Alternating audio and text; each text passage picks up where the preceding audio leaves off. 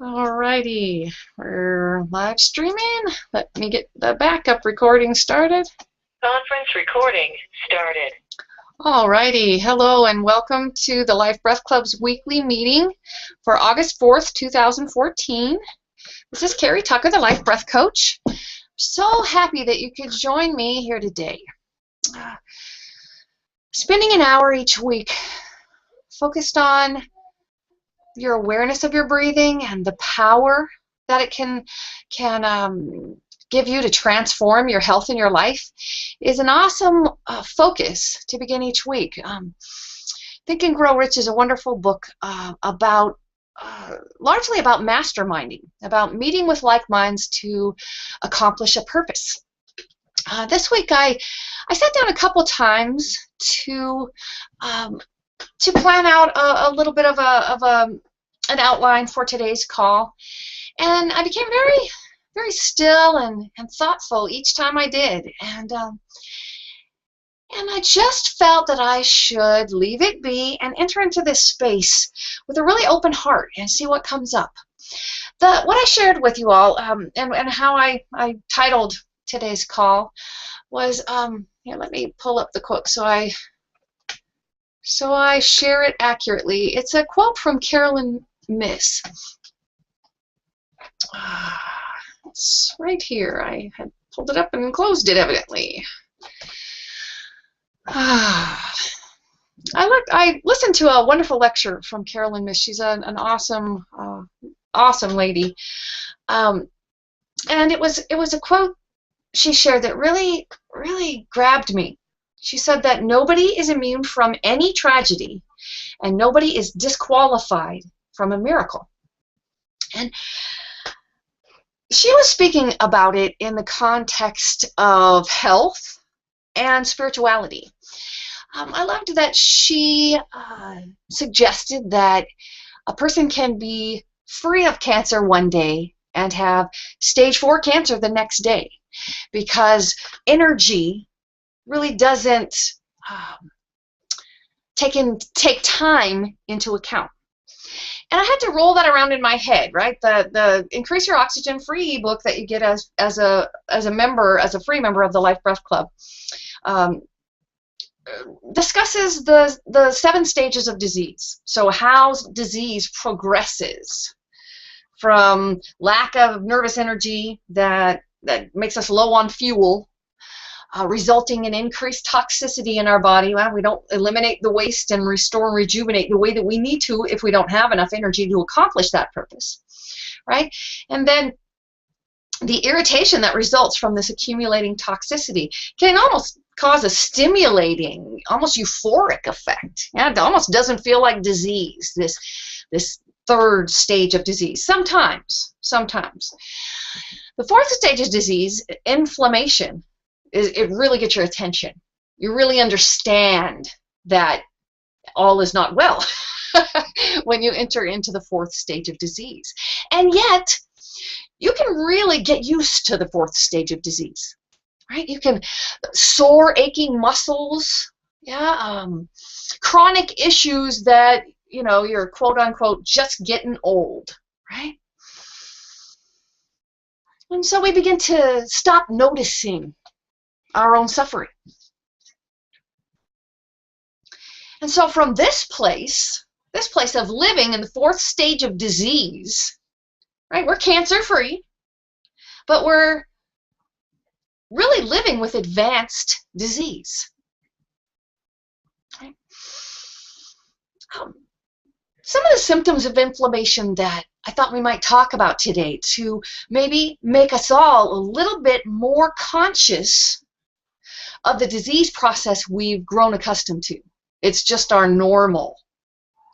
I really cringe when clients and friends and neighbors and family tell me that the doctor told them that their low oxygen levels are probably, quote unquote, normal for them. Yikes! So 88% oxygen saturation is likely normal, meaning something a person experiences regularly by the time your doctor can see it in your doctor's office. right? It's, I guess you could say, normal for you because it's been going on for a while.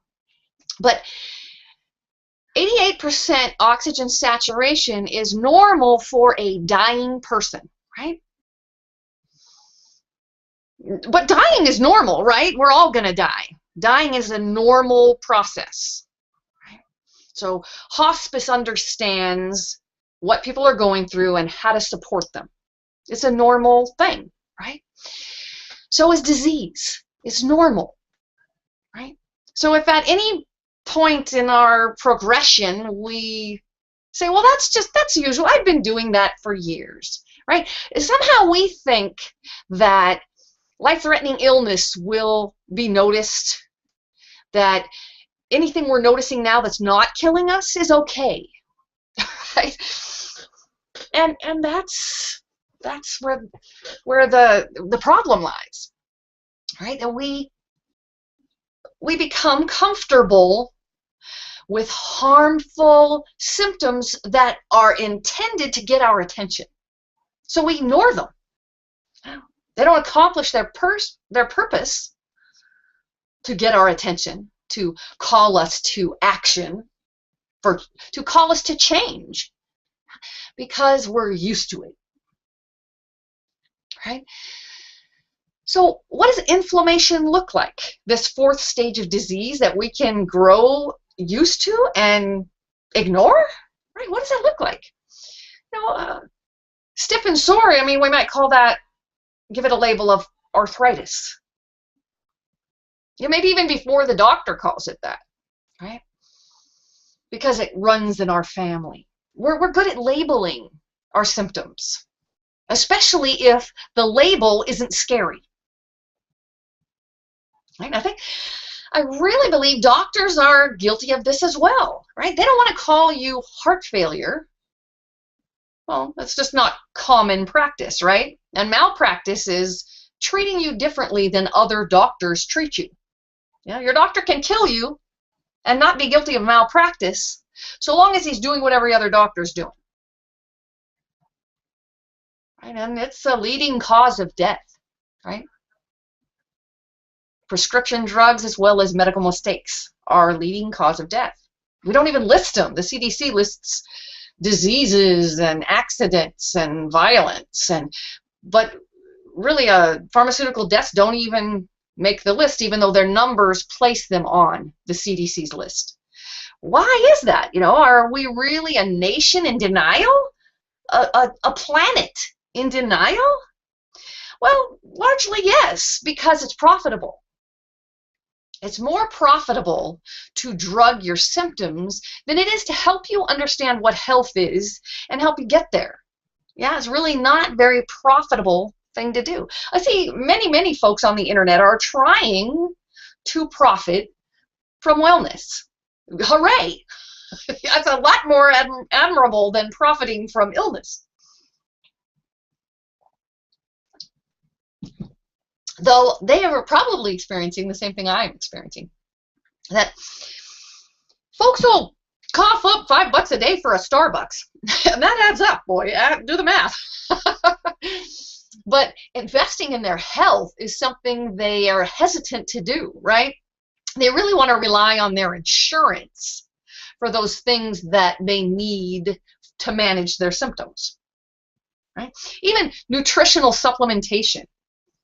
You know, it's rough. Sometimes, you know, you'll get folks. I have a good friend who has opened herself up to nutritional supplementation because she got very sick taking prescription medication.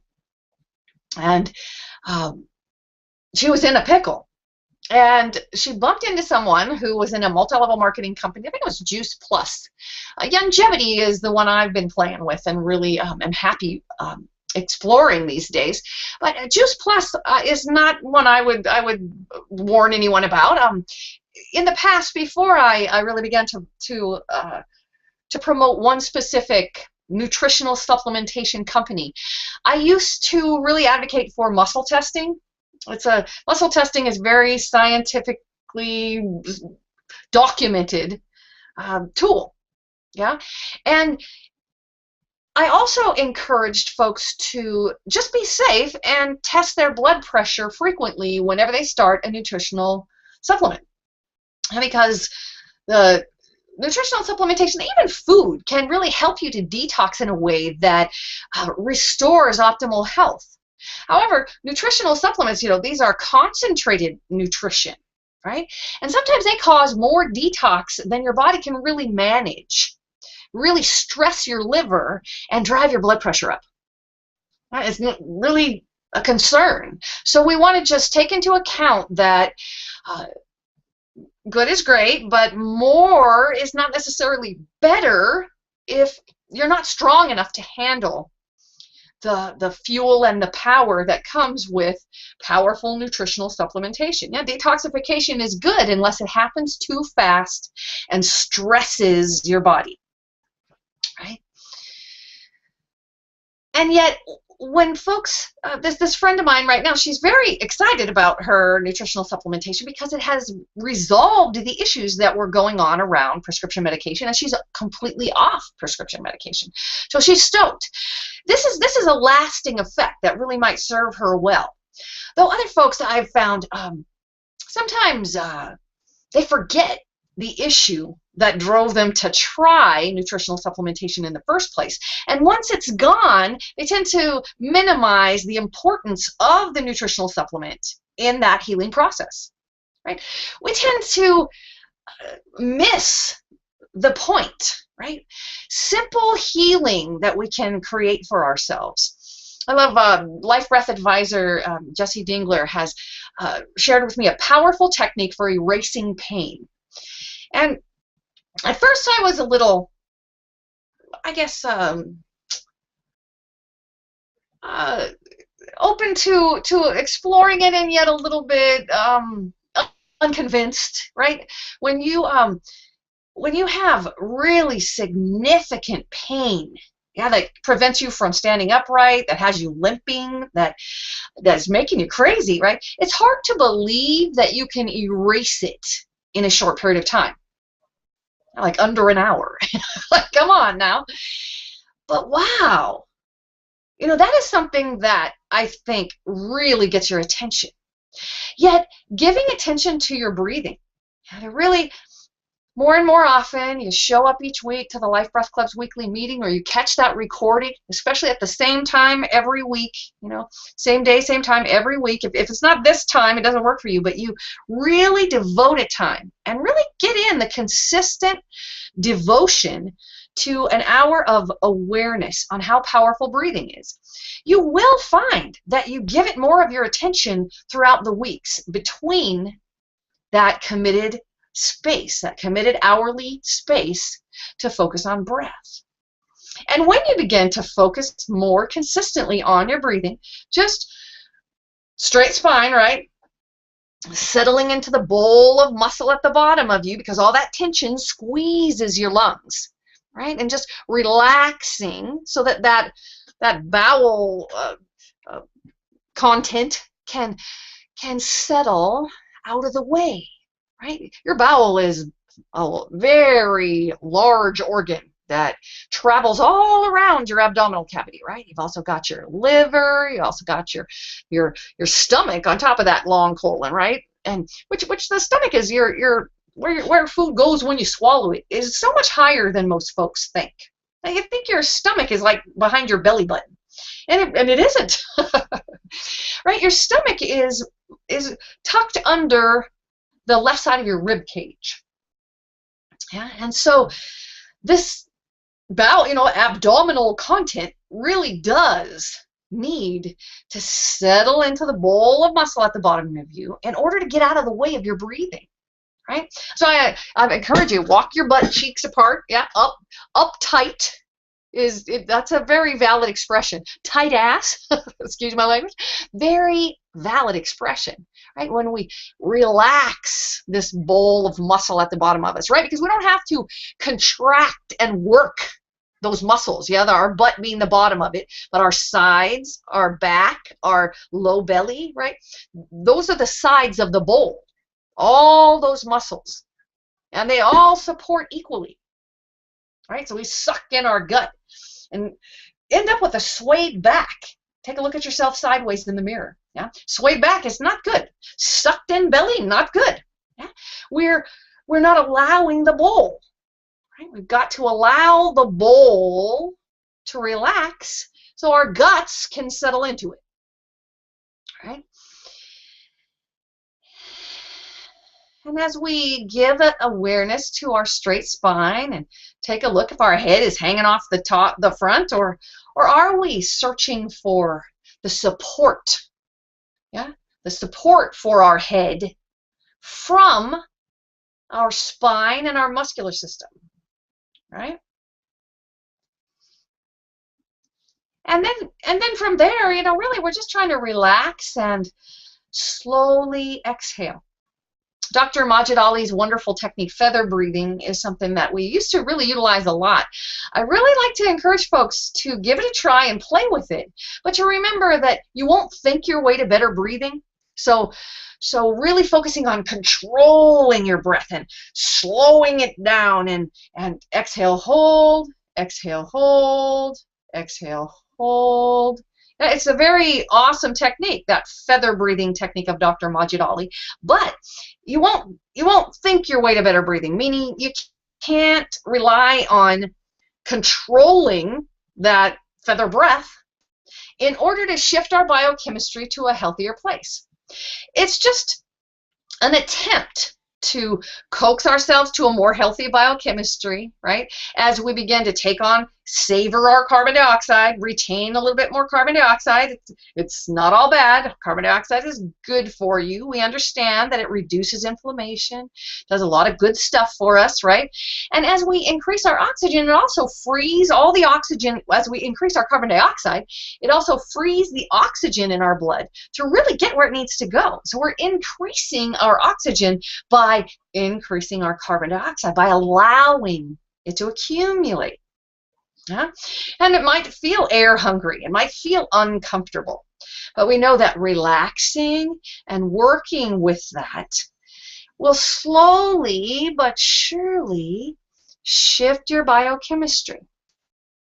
Right? I've looked into offering heart rate synchronization coaching, so that we really look at, use a carbon dioxide measuring tool, which are very expensive, which is the biggest reason why it's not front and center in the programs that I plan to offer. Although we will probably go ahead and see what we can put together to make this offer. Heart rate synchronization technique is a shortcut. It helps you get there quicker, right?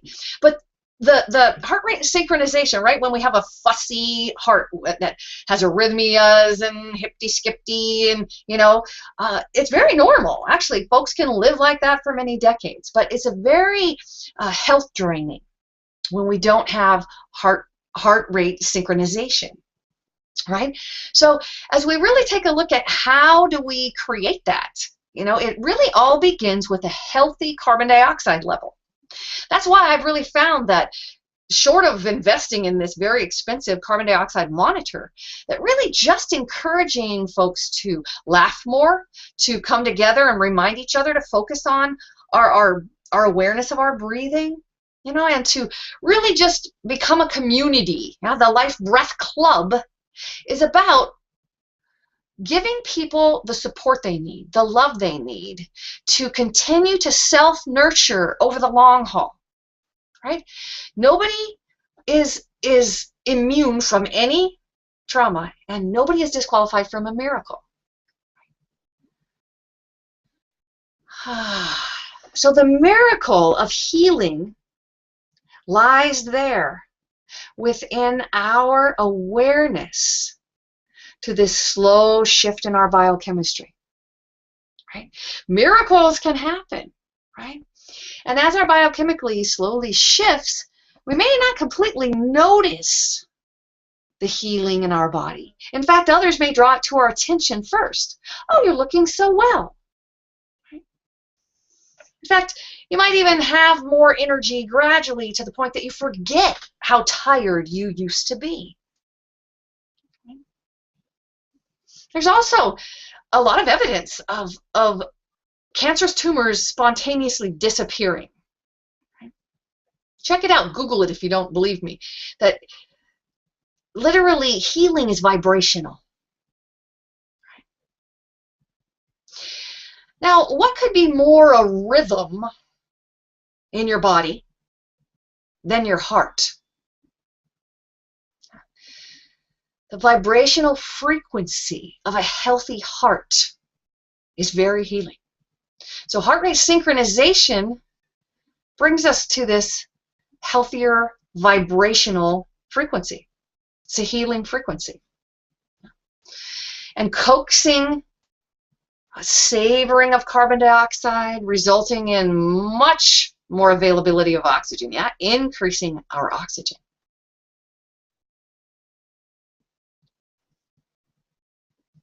Is a way to allow the reversal of disease processes that you've noticed as well as those you haven't noticed. Yeah. It's a way to bring to your awareness your highest priorities. It's a way to get playful.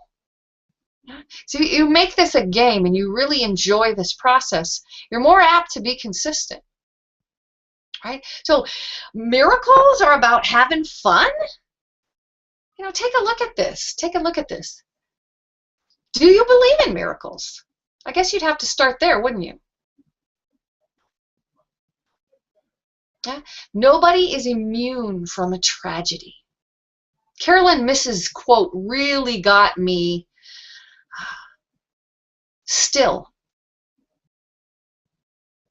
I talk a lot about Rosetta, Pennsylvania in the 1960s. They studied this little community because they weren't dying of heart disease, and it was enough of a mystery to get everyone's attention. And the scientists combed that little village for any clue as to how these folks were avoiding death from heart disease. And all they could come up with was the love that they showered on each other day in and day out. There was many civic organizations, just about as many as there were people. You know, all of the members of this community belonged to multiple civic organizations that they gave lots of their time to. They cooked for each other in their backyards. They stopped and sincerely inquired about each other's comings and goings when they bumped into each other on the street. They discouraged bragging. They minimized failure. Yeah. They valued each and every person in their community. This is why, even though they ate too much sugar, didn't exercise enough, had obesity, they weren't dying of heart disease. So I love how Carolyn Miss tied those two together. Yeah. Nobody's immune from any tragedy, and yet no one's disqualified from a miracle. I really love that, because when we look at what are miracles and how do you create miracles in your life, Carolyn talks about thinking with your heart, acting from that place. Every action that you take that is a loving gesture adds to this grid of connection. Yeah? Love is the grid that connects us. So as we look outside of ourselves and see tragedy, you know, so often is, thank God that wasn't my child. Thank God that wasn't me. That could never happen here. Sometimes that feels comforting. And yet, so many folks have really found it life-changing to be moved, so moved by tragedy that they take a leave from their job and pack up all the supplies they can get their hands on and get on a plane and go to the site of the tragedy, roll up their sleeves and help. Why do people feel compelled to do that? You know, they're just unusually great people. Maybe so, but maybe they're just human. Maybe they're just human. And their hearts spoke so loudly and so clearly they couldn't ignore it. Right? So sometimes we want to tune out the pain and suffering in the world. And that's where Carolyn Miss's quote took me. That tuning out from tragedy might reduce your stress level.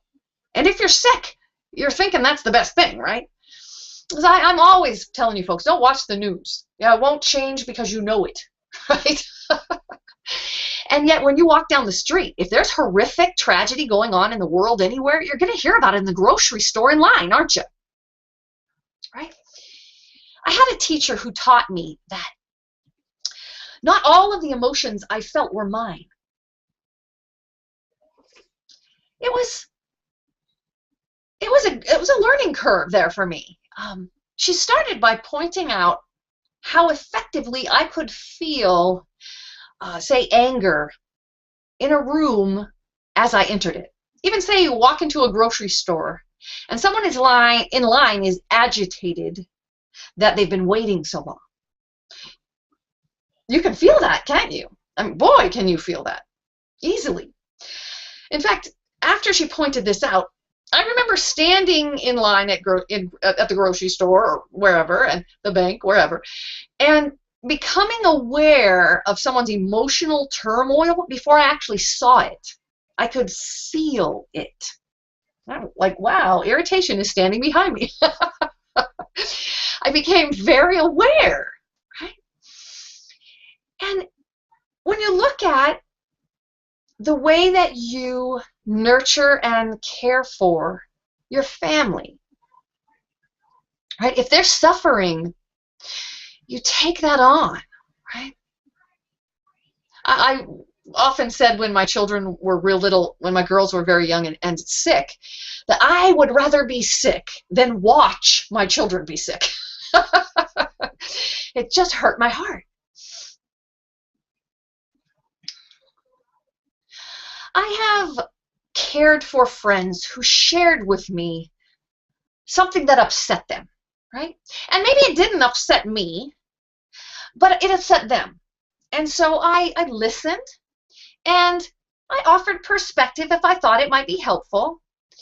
And I really tried to be a positive support to them. Yeah, not minimize their emotion or discount it, certainly, but I didn't share it, right? And yet later on, I would become aware of this familiar feeling, right? I say, well, wait a minute. You know, thanks to my teacher's encouragement, I would frequently ask myself, is this mine? Before she really offered that up, I don't know that I would have noticed that it wasn't mine. Really interesting that right around the same time, I bumped into another teacher. I really was wanting to learn from her, and she's a very successful business lady. And I really wanted to learn from her about what she was doing and how she did it. So I volunteered my time to do some work for her that put me in a place to watch a workshop, and she paid me by allowing me to participate in this very high-end workshop. And in the high-end workshop, she did an exercise to release energies that were not serving you. Right? I believe that the one she did on in the workshop that she gave that particular event was a exercise of where you visualize yourself as a tree. You put your arms up and you feel the wind in your branches, and you feel your roots sinking deep into the earth. And she said that by commanding that all energy that does not serve you be released back into the earth, that you have power over the dominion of your body, yeah? And that in stating that you command the energy to discharge and release itself into the earth, that it's easily done.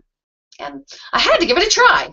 So I know I was busy at the time. I put everything down, went to a quiet place, and gave it a try. You know, what she had suggested, and I really saw the power in that. Right, and so as I began to give a depressed friend a call. Sometimes you don't want to call a depressed friend because they're depressing. You don't oh geez, I'm depressed now. Especially if you're not able to elevate their mood. Yeah, you'd almost rather not call. And yet if you really love someone who's going through depression, the absolute best thing you can do is to stay connected. to love them unconditionally, right?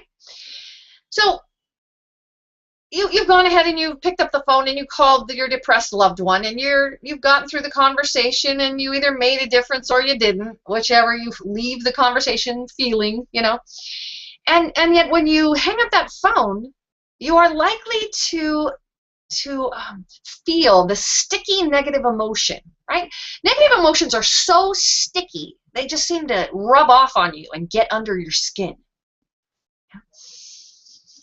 I don't worry about this anymore. I don't avoid, quote unquote, negative people anymore. Yeah, because I understand that I don't need to be afraid of that. I don't need to fear their negative energy. Granted, I don't spend a lot of time. I don't sit down and get comfortable, but I'm certainly capable of bringing by a care package, making a call on the phone, doing something nice in some way, right? And when I have sticky ickies stuck to me, then I can get still. I can feel the energy in my body, like that tree exercise. I love that, right? Reaching up to the heavens while we're rooting ourselves on the earth. And commanding, not just other people's energy, but energy, say, a bad habit. Yeah, that negative thought process that likes to show up and harass you. It's nobody else, it's you. You'd like to think it's someone else. Oh, shoot. If it was someone else, they wouldn't be so cruel, right? But those voices, that habitual thought process, can really get sticky sometimes too. And so doing that exercise while you're giving attention to your breathing, if you just really feel the energy in your body, just giving your attention to your breath will make it much easier to become aware of your body. I know you've all heard me tell many times, when I used to see folks here on the Big Island in their homes, they'd answer the door, and by the time we got back to their sofa, they'd be huffing and puffing. And I would, it was routine for me to ask the question, so how often do you get short of breath? Oh, I don't get short of breath.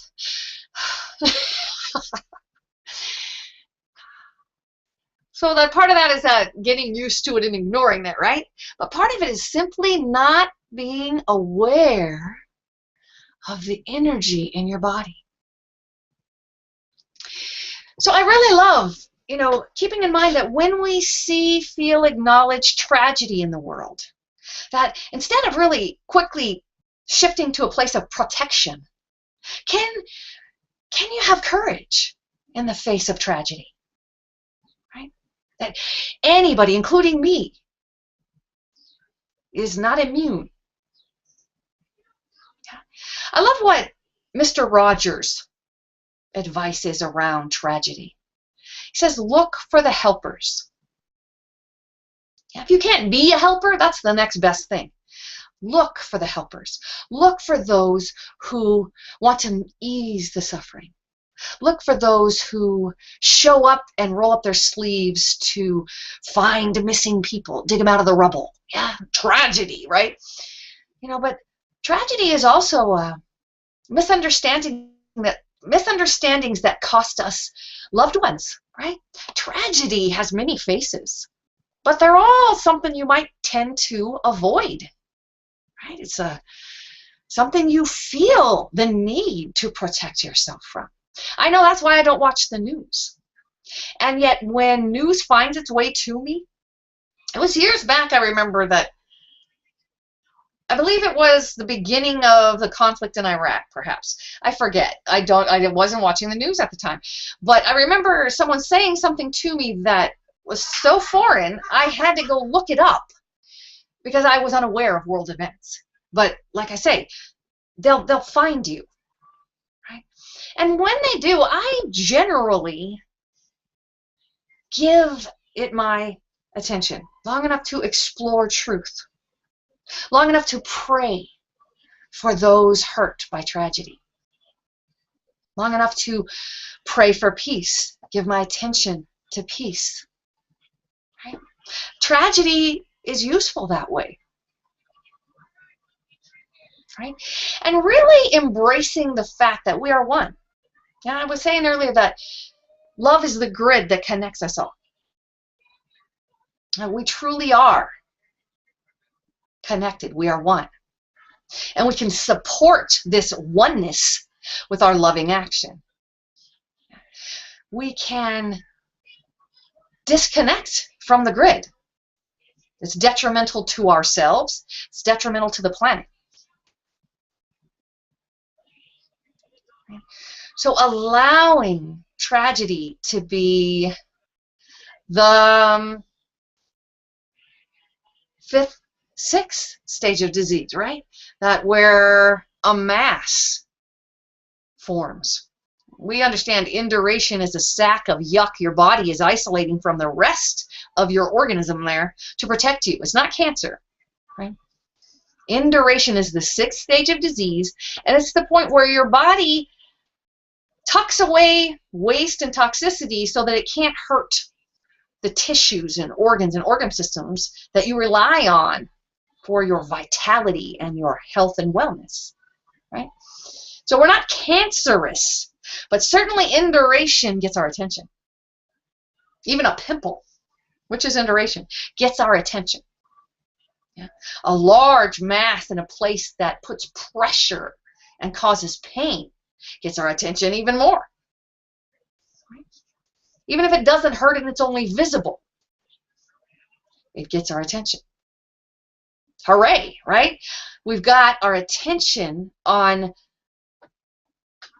our dis-ease so that we can listen to our bodies, access our intuition, and discover a solution that will resolve the dis-ease. Right? So if you have no red flags right up until fourth stage cancer, then you're digging yourself out of a hole, right? So that's what Carolyn Miss really blessed me with the thought process that I was given when I accessed my intuition through stillness, right? I really began to recognize that tragedy getting my attention brings me to the table where peace is served, right? If tragedy didn't call me into the table of peace, perhaps I wouldn't have thought about contributing to the loving grid, right? So, boy, that was a stretch to go from protecting myself from tragedy to embracing tragedy in a way that I acknowledge its power to heal myself and heal the planet, right? So what I do each week with my therapist, I've been going to a therapist each week to address emotions that surface that have been difficult for me to process since my father's death last September. And you know, some folks don't want to admit they go to a therapist, right? Mental illness is an embarrassing admission, right? Although it's just another form of dis-ease. It's sad that we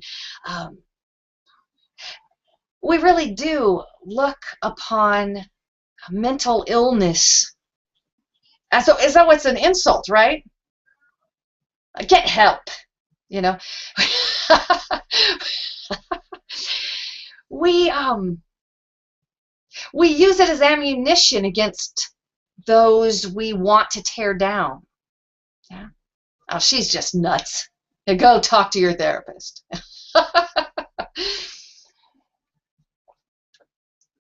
We don't want to acknowledge other people's mental illness is legitimate and something we should feel concern and tenderness around, just like any other illness, right? I can say, oh, go to your doctor. Well, we do get that way about pain, don't we? You know, take an aspirin. Anybody who lives with chronic pain knows this really well. Even though your family loves you, they get sick of hearing about your pain. They don't want to hear it anymore. You know, go to the doctor, take an aspirin. Boy, you sure aren't getting well very fast. You know, I think that it's love. They're irritated. They want to fix us, and they can't, and they feel frustrated. Right? They can't bear to watch us in pain, so they pull away. Yeah, that's where those comments come from. They're not helpful, are they? They don't reduce your pain. So can you be open to the idea that even your irritation and annoyance is useful? Yeah.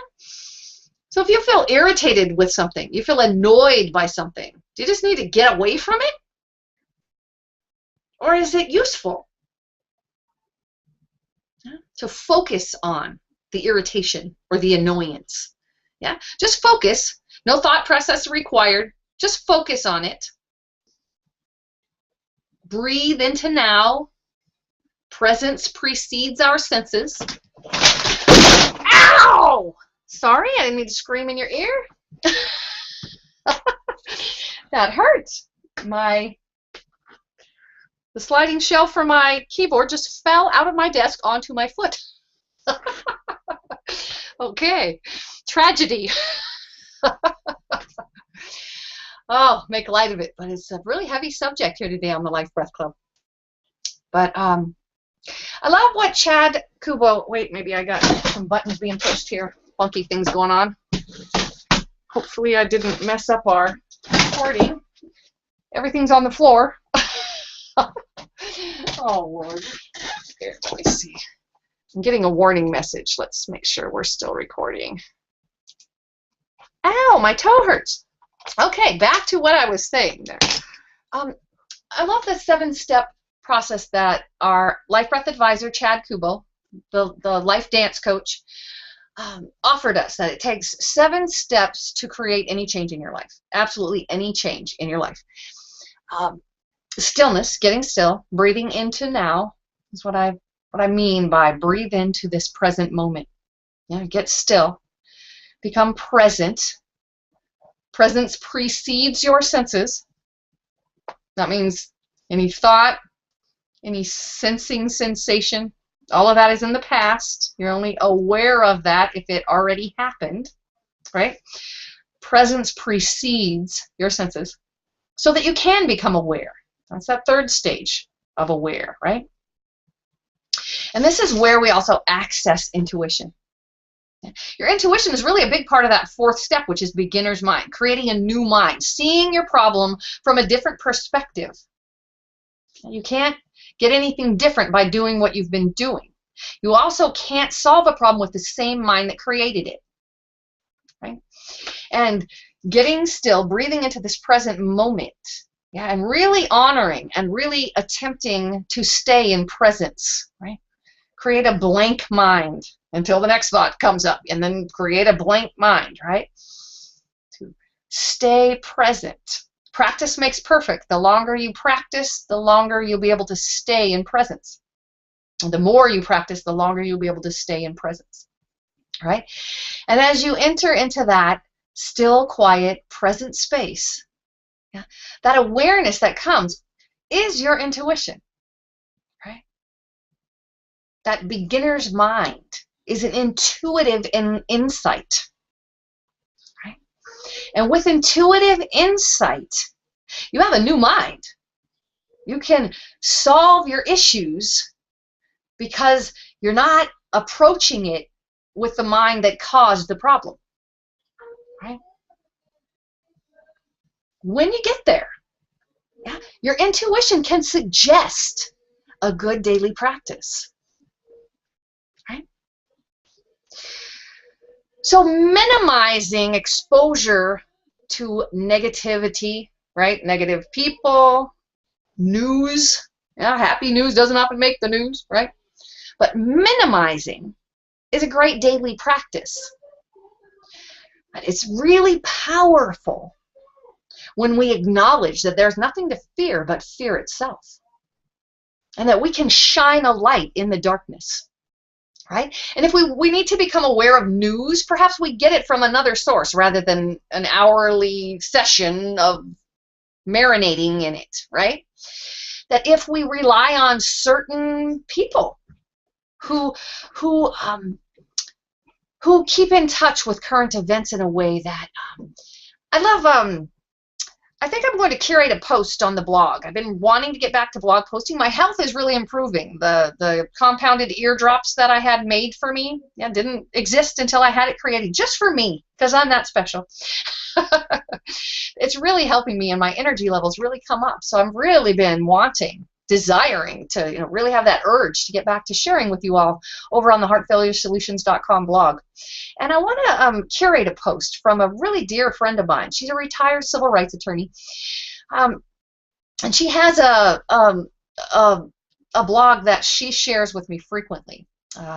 Peace and Potager. I forget the name of the blog, but the post she recently shared with me was about loving thy enemy. And it was powerful.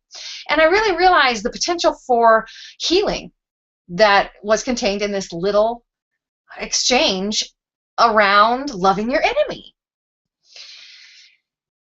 So I trust my friend to give me current news of current events because she comes at it from a perspective of nurturing peace.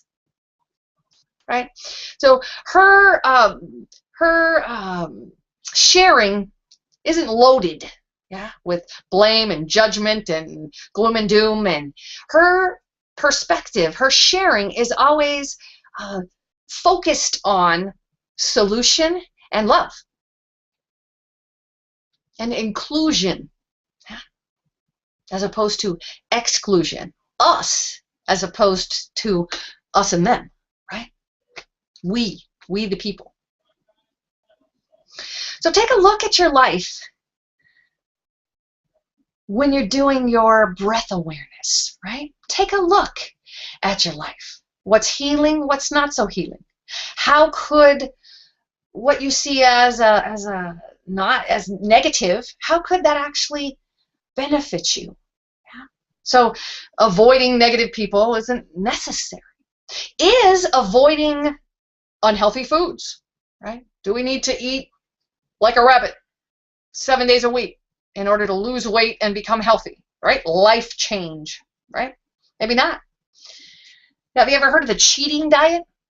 They say, picking healthy food choices, eating fresh from the ground, fresh produce and so forth, all that good stuff. And then you schedule cheating. So like you go and gorge on pizza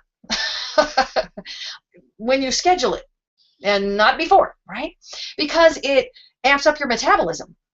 And actually, I tend to eat this way, I guess I've done it all my life, which is, I'm guessing, largely why I don't have much trouble controlling my weight. Right? So if you're really holding yourself to task and trying not to let anything unhealthy cross your lips, maybe you are depressing yourself. Yeah, maybe you're feeling down. You don't feel playful. You don't feel energetic. You don't feel positive about your effort to get healthy, right? Well, what if you cheat? What if it's okay to cheat? What if it's actually helpful to cheat, right?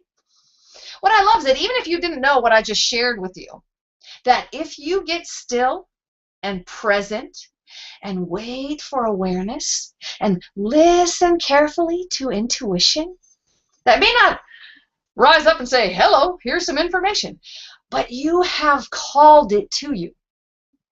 And now when you get on back to your busy life, wham, you bump right into solution. How the heck did you do that? Right? You called it. Right? So when you wham, bump into solution, hopefully you didn't leave your new mind, your beginner's mind, back in that still present aware space, right? Hopefully it made it out into the world with you. And your beginner's mind recognizes that you've just bumped into solution, right? And you apply it as a daily practice. Yeah? As that daily practice becomes integrated, right? You do it over and over again until it becomes habit, becomes integrated into your being, right? Then you really can evaluate the result of that action, that daily practice, right? Is it beneficial? Is it not? Yeah. So it's not a blind trust. It's an honoring that you're that powerful. And as our awareness grows, then we get deeper and deeper insights, right? So evaluating the result of integrating daily practice is yet it's that next step of accessing deeper intuition, right? This is how we realize change, and it all starts by putting your focus on your breathing and trusting that still small voice within, right? Because no one is immune to a tragedy, right? And that doesn't mean that help others because you might need help someday, as much as it means the tragedy of other people affects us because we are part of the one, right?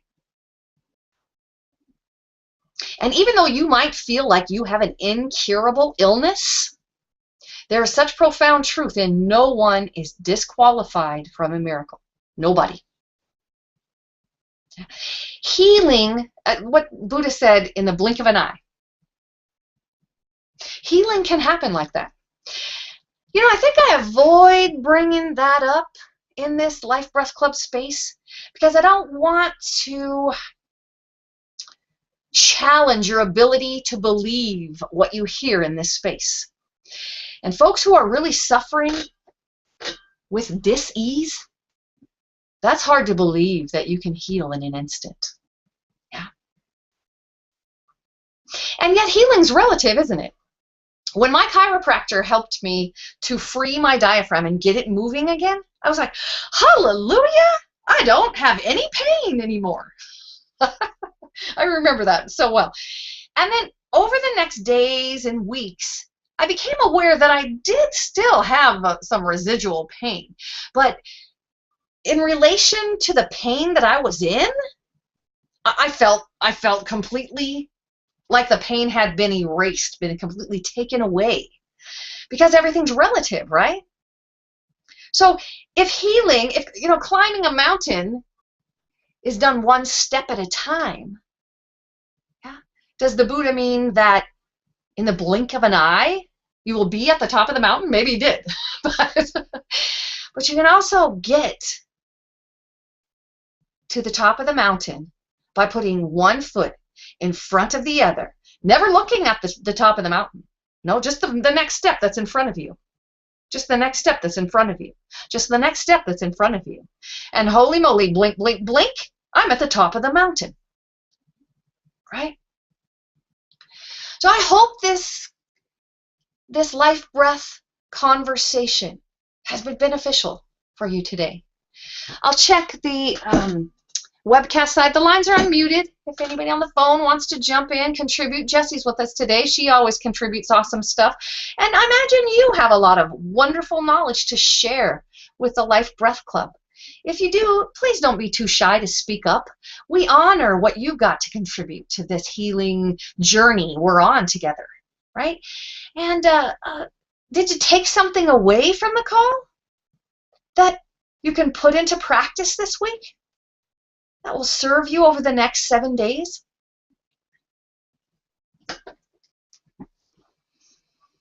And questions as well. You can ask them on the membership, in the membership area of the blog as well. I'll check there. Or on Google+. So we've got a few places to check for questions as we allow the little nuggets we've shared to sink in deeply so that they can serve us well this week. Create a new mind to see new solution we had never seen before.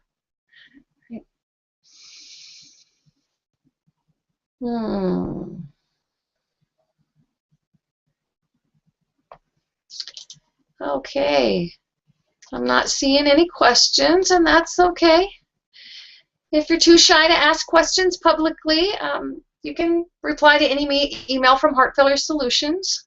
If you're not too shy and you're listening to the recording, you can ask them right at the bottom of that blog post there.